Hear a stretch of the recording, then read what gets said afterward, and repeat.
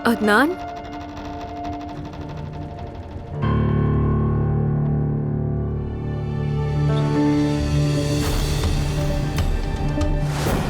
सुबह बखैर। कैसी हो दुल्हन? क्या तुम्हें रात को अच्छी नींद आई? बस बहुत हो गया। मेरे सामने बार बार क्यों आ जाते हो? अगर मैंने अदनान को तुम्हारे बारे में बताया तो वो तुम्हें छोड़ेगा नहीं। क्या तुम उसे ये भी बताओगी कि कल रात तुमने मुझे खंजर मारा? खैर, सच बताऊं तो मैं तुम्हारी महारत से मुतासिर हो गया।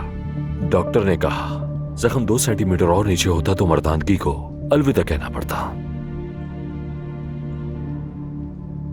60 टांके लगे मुझे।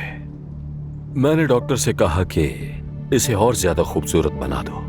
मैं नहीं चाहता था कि ये सी सेक्शन के निशान जैसा लगे।